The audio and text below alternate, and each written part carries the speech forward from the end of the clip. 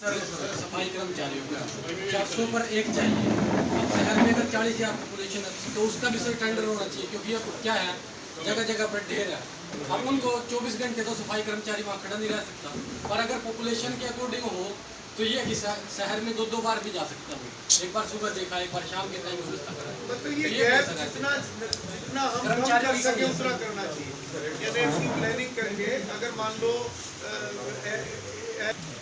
और कोई एमसी अपने या चेयरमैन साहब ने किसी ने कोई बात रखनी है ताकि फिर हम उसको वाइंड अप करेंगे, और एक हफ्ते के बाद जब हम दोबारा मिलेंगे तो उसमें अधिकारी अपनी प्लानिंग कर लें इन विषयों की कि क्या हो सकता है। और ये काम तो ना जी विधायक जी, ये काम तो हमारे ना जिनसे और मजूर है ना उसको बंद करके भी हो सकते हैं। जैसे हमारी सड़कें हैं, छोटे छोटे टुकड़े हैं, टूटे पड़े हैं, उनको कोई टांगे लगाने वाला नहीं है। वो टूट जाएंगी, बढ़ेंगी, उसके बाद क्या बढ़ेंगी, टांगी की लगेगी उनके ऊपर। सीवरेज के होल हैं, टूटे पड़े हैं साइडों से, उनका कोई रिपेयर नहीं होगी। अगर उनको समय पर रिपेयर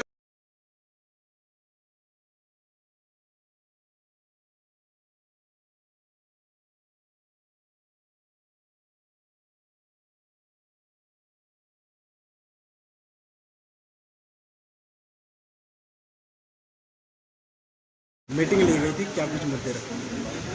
देखिए, आज नगर पालिका गरुंडा में सभी जो नवनिर्वाचित पार्षद हैं, चेयरमैन हैं और अधिकारी गणों के साथ आज की ये बैठक रखी गई थी, जिसमें क्योंकि अभी बरसात का मौसम है और इसमें जल भराव और पानी की निकासी की कई बार दिक्कत बहुत ज़्यादा बढ़ जाती है, तो उसको लेकर आज ये चर्चा की गई कि जब भी बारिश हो तो उसमें जल्दी से जल्दी पानी की निकासी कैसे हो सकती है। जहाँ पर तकिए के अंदर पहले 4-4, 5-5 घंटे लगते थे, अब वहाँ पे भी समय कम लगता है, जो बारिश में जो अनुभव हुआ है। इसी प्रकार से रेलवे अंडरपास का जो पानी की निकासी का है उसके ऊपर भी चर्चा हुई है, क्योंकि छतें लगने में अभी समय लगेगा, तो वहाँ पर भी जो अपना पंप सेट है और उस तरीके से जो जो चीज़ों का इंतजाम है उन चीज़ों को रिव्यू किया है। और उसके अलावा पूरे शहर की साफ़ सफाई को लेकर और बाकी अन्य विषयों पर भी एक जनरल चर्चा आज हुई है, क्योंकि आने वाले दिनों में जब सभी पार्षदगण और चेयरमैन सभी अपनी शपथ जब ले लेंगे तो उसके बाद सब अपने कार्यभार को संभालेंगे।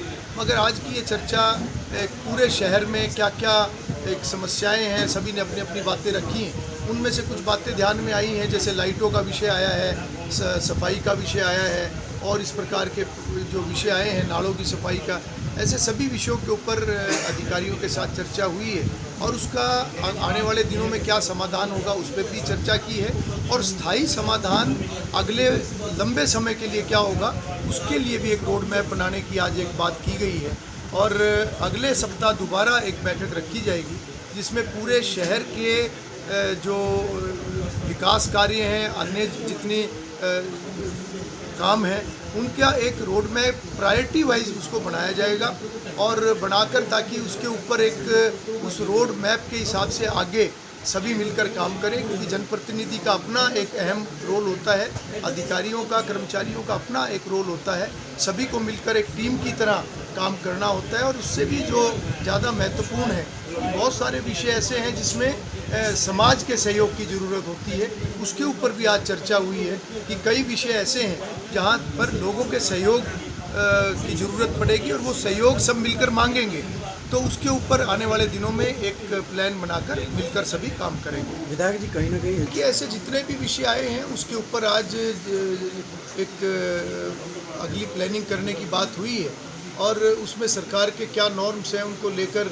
अधिकारी भी अपना होमवर्क करेंगे और उन गैप्स को कैसे पूरा करना है, उन कमियों को कैसे दूर करना है और किस प्रकार से सरकार की जो एक नॉर्म्स होते हैं उनको भी पूरा करते हुए, और जहाँ से भी फिर परमिशन लेने की बात आएगी, जिस स्तर से लेने की बात आएगी, उसको आगे उसी तरीके से बढ़ाया जाएगा।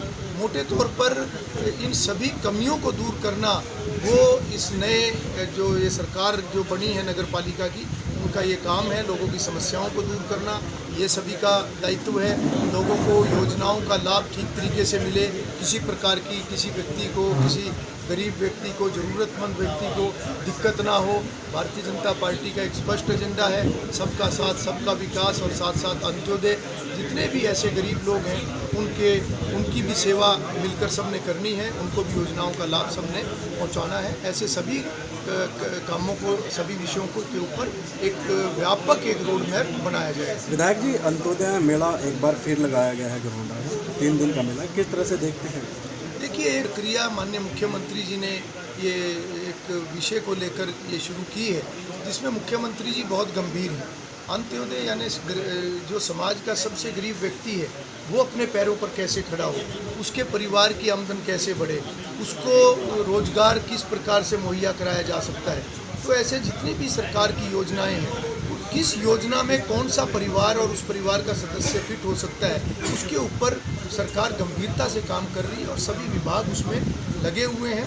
मुख्यमंत्री जी के स्तर पर निरंतर इस सारी प्रक्रिया की मॉनिटरिंग होती है और मैं समझता हूं कि ये पहली बार ये ऐसा काम जो आज़ादी के बाद इतनी गंभीरता से हुआ है, निश्चित रूप से इसके बहुत अच्छे परिणाम आएंगे। और ये जो तीसरा चरण जो अंत्योदय मेले का अभी यहाँ लगेगा, ये तीसरे चरण की बात नहीं है, लगातार एक प्रक्रिया है जो चलती रहेगी, जिसमें सरकार लगातार ऐसा कोई भी व्यक्ति जो कम आमदन वाला गरीब व्यक्ति जो मिलेगा, उसको पैरों पर खड़े करने का एक प्रयास सरकार का लगा।